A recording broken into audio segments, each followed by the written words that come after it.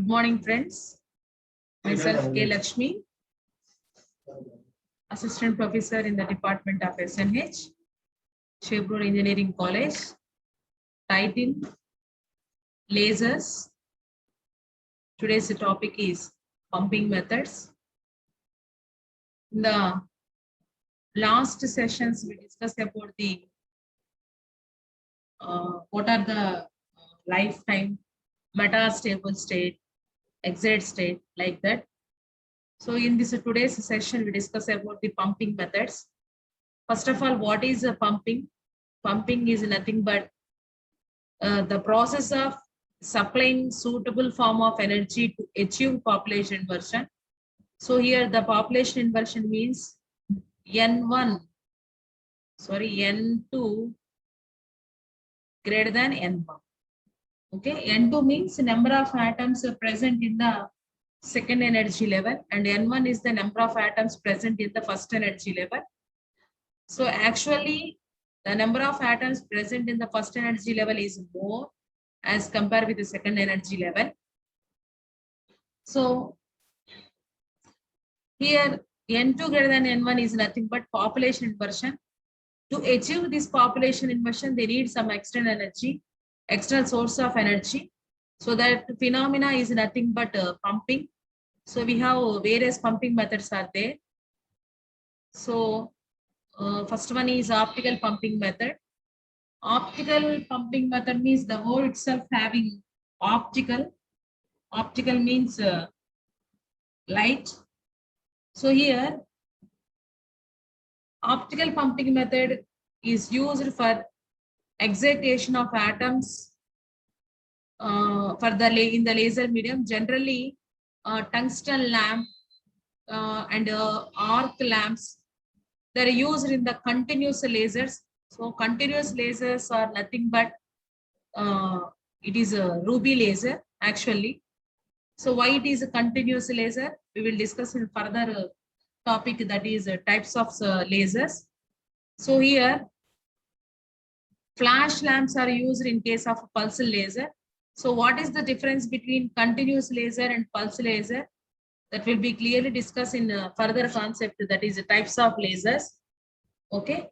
So whatever it may be, whether continuous lasers or pulsed lasers, these processes are taken placing by giving energy in the form of photons, that means in the form of light. So by observing this photon of energy, that means, for example, here these are the atoms in the lower energy level, that is E1. We have 5 atoms are there. By giving some photon of energy, here the photon of energy is nothing but light. Okay. Now these atoms are excited to higher energy level, that is E2. This process will be taken by observing some photon of energy. So automatically continues this process. Finally, the atoms in the higher energy level is more as compared with lower energy level. So we have 4 atoms in the excited state and 1 atom in the lower energy level. So automatically this is the case of N2 greater than N1 case. So this is the main condition for developing laser production. Okay. So simply optical pumping means this is the pumping method which is used as a light. So actually this light source, we have to take a broad range of wavelength, like flash pumps can be used for the excite the atoms. That means we have to use whatever the light having a broad range of wavelength for exciting the atoms from lower energy level to higher energy level. So simply optical pumping method is, here we use light as a source, light as a energy source for the process of exciting the atoms, and which is used in the ruby type of laser. And the next one is electric discharge. This type of pumping is used in helium neon laser type. So what is the electric discharge? Actually, this is a glass tube.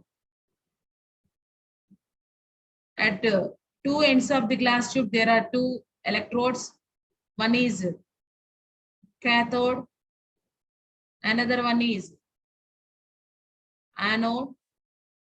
Now, by giving some electrical energy, now the electrons are excited from cathode to anode like that.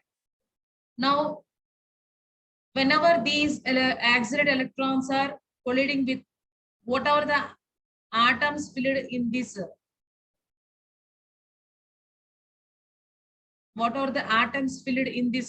discharge tube.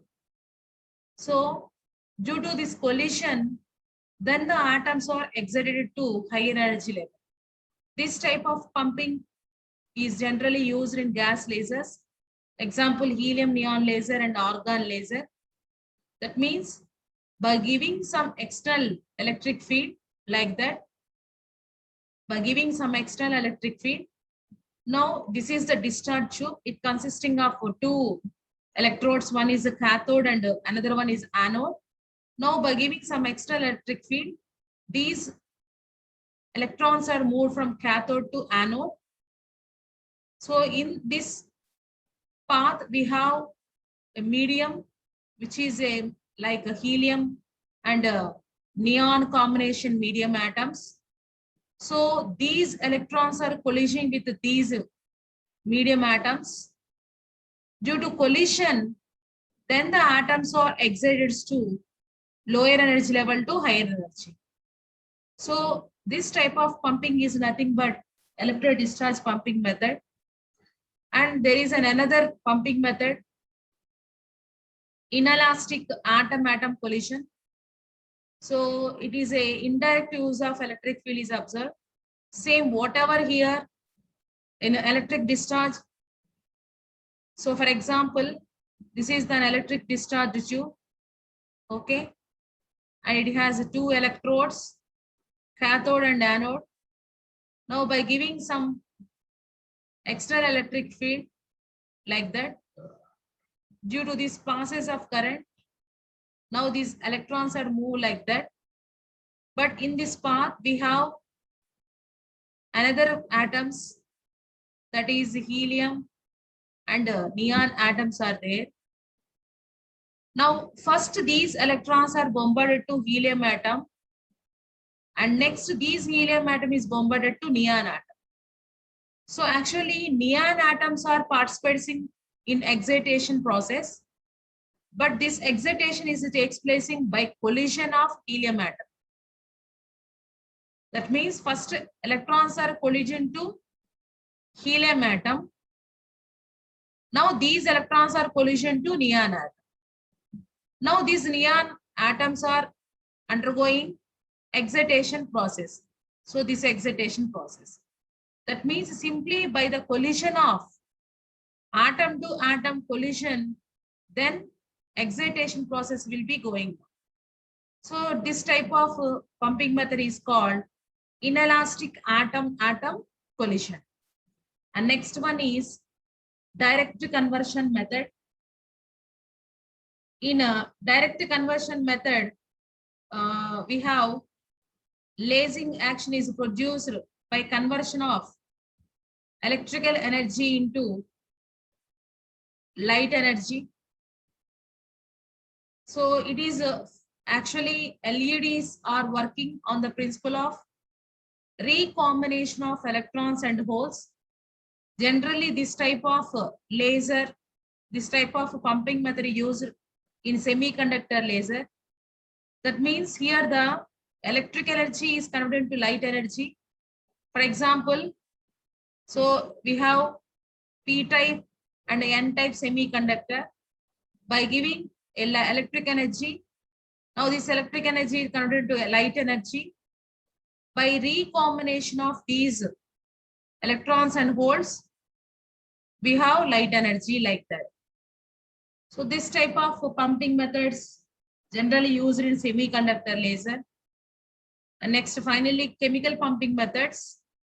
So in this the word consisting of chemical. By the chemical reaction, we have energy is preparing.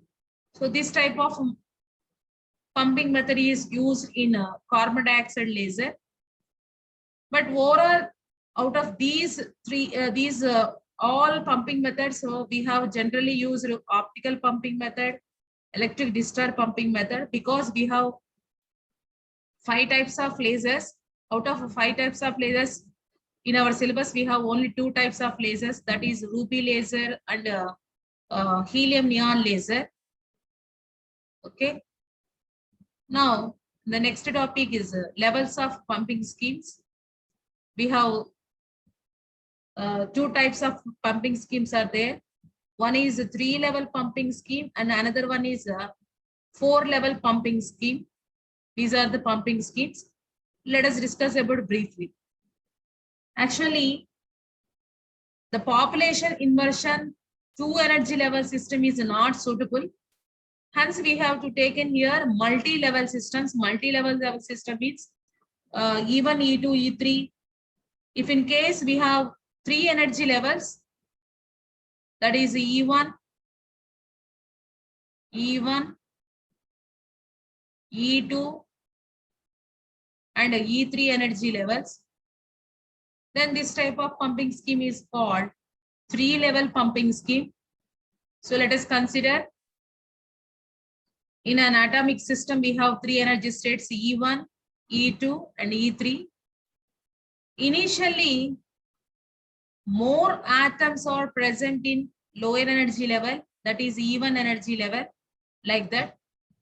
Now, by using pumping method, that means by observing xenon flash bulb, that means by observing light. Now, these atoms are jumped to E1 to E3, E1 to E3, like that. Okay. Now, but here the atom's lifetime is less. That means 10 power minus 8 seconds. That means whatever the time duration stayed the atoms at this energy level is very less. That means the lifetime at the exit state is very less. That means it is equal to 10 power minus 8 seconds. Then these exit atoms are spontaneously jumped to second energy level. But here, by transition from E3 to E2, we have a non-radiating transition. That means it is a process of spontaneous emission. So here the transition takes place by non-radiating photons. Here they emit non-radiative transition. That means simply these photons are gives an ordinary light, and at the energy level E2, the atoms are staying more time. Okay. Now these atoms are jumped to E3 level to E2. Now here more atoms are staying at E2 energy level, and the lifetime is also more as compared to E3 energy level, that is 10 power minus 3 seconds. So for the transition of atoms in the second energy level to first energy level, they need some external energy. Then only they jumped from second energy level to first energy level by emitting 2 photons of energy for every 1 photon of energy. That means here the atom absorbs this 1 photon of energy and it jumps to E1 energy level by emitting 2 photons of energy. So these 2 photons are in a coherent and they are in a high monochromacity. So automatically here the transition takes place by radiations, radiating transitions. Simply, this is the laser light. So this is the process, whatever taking place in a 3-level pumping scheme. So we have 3 energy levels, E1 and E2. So this is the same pattern we have to do in a Ruby laser system also. Actually, Ruby laser is a process undergoing a 3-level pumping scheme. So this is the 3-level pumping scheme. And the next one is 4-level pumping scheme. So let us consider 4 energy levels, E1, E2, E3, and E4. Okay. So the atoms in the ground state E1 are excited to upper level by some pumping mechanism. So by giving some photon of energy, then the atoms present at E1 energy level or jump to higher energy level by the process of absorption. So automatically there is excitation process is taking place by pumping mechanism. But here the E4 is a non-radioactive fast decay, because here the lifetime is small, then automatically these atoms or transition takes place from E4 to E3 without observing any energy, but they emit 1 photon of energy for every 1 atom transition takes place from E4 to E3. They emit 1 photon of energy. So simply this type of photons of energy gives ordinary light, okay, normal light or ordinary light. And next, after E4 to E3 transition, again transition takes place. Here the E3 is act as a metastable state. That means atoms are staying more time here at E3 as compared with E4. So at this stage, there is a population inversion take place between E3 to ET, E3 to E2. There is a population inversion takes place between E3 to E2 energy level. By giving sufficient amount of energy here, sufficient energy here, then only these atoms are jumped from E3 energy level to E2 energy level. So this is the process of stimulated emission, but here it is a spontaneous emission. But this is a stimulated emission. Why? Because they need some external energy, then only these atoms are jumped from E3 level to E2 level. So this process is nothing but stimulated emission. For every 1 photon of energy, they emit 2 photons of energy here. So whenever the metastable state or a population inversion existing energy levels,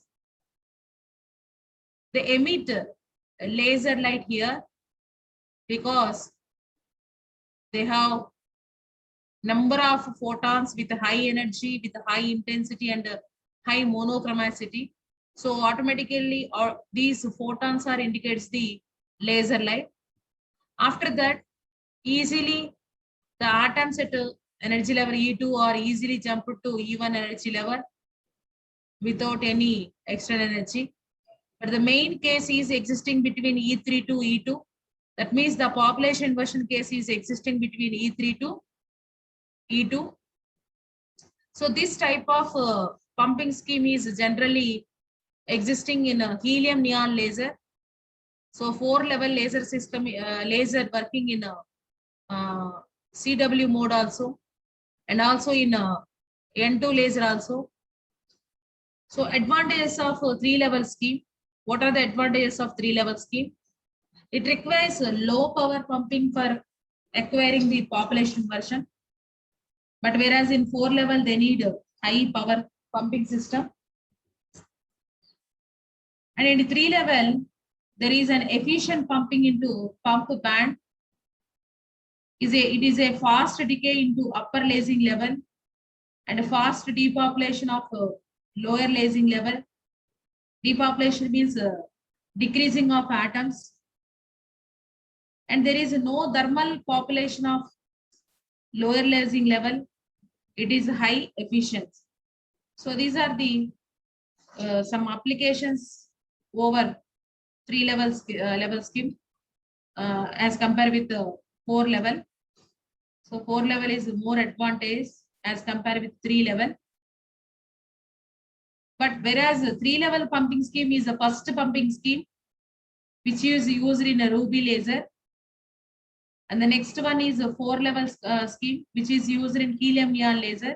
It is more efficiency as compared with the 3 level energy scheme. And the next very important is lasing action. Actually, we have, for example, 2 energy level system. By giving 1 photon of energy, then the atom at the metastable state jump to low energy level by emitting 2 photons of energy. Okay. So 1 photon of energy, for example, here there is an energy levels. Okay. Now the atom at the metastable state is jumped from, that means from E3 to E2, for example. For example, taking the 3 energy level scheme, by giving 1 photon of energy, then electron jump from E3 to E2. Here E3 is called metastable state. By emitting, for every 1 photon of energy, they emit 2 photons of energy. Again, these two photons are involved in the reaction. Again, in the energy level, again, for every 1 photon, they emit 2 photons of energy. Again, these photons are involved in the reaction. So we have 4 photons are there. So 4 photons are creating 8 photons here. That means for every 1 photon, again, it backs to back and forth reaction continuously. Then finally, we get the large number of photons like that. All the photons are having same coherence and same magnitude and same intensity. So finally, a lasing beam is output here. So this type of mechanism is nothing but a lasing action. So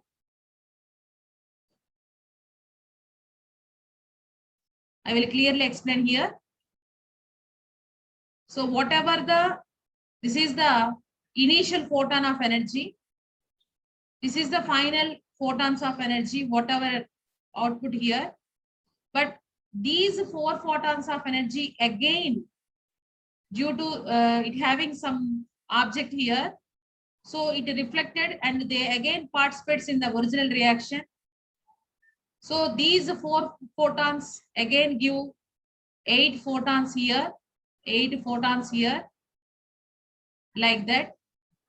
Again, these 8 photons are involved in the original reaction and they gives 16 photons here. Now continuation of this process is nothing but lasing action. Why? Because actually the 2 photons having less energy, less intensity, to increase the intensity of these photons, they again and again involve in the reaction. Finally, we get the high intensity laser as an output. So for this purpose, we have a lasing action process. So how we prepare this lasing action process, that will be discussed in the further concept. So today's session we discuss about the pumping methods various pumping methods, optical pumping method, electric discharge pumping method, inelastic atom-atom collision method, direct conversion method, chemical method. Out of these, we have two type of pumping schemes are there: 3-level pumping scheme and 4-level pumping scheme. Actually, we have two types of lasers: ruby laser and helium neon laser. So that's why these two level pumping schemes are used in these. That means ruby laser pumping scheme, we use 3 type of lasers, and for a helium neon laser, we use 4-level pumping scheme.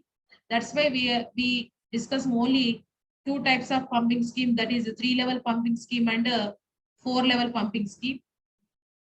In the next session, we discuss about the components of lasers. So components of lasers and also types of lasers that will be discussed in the next session. Thank you to all.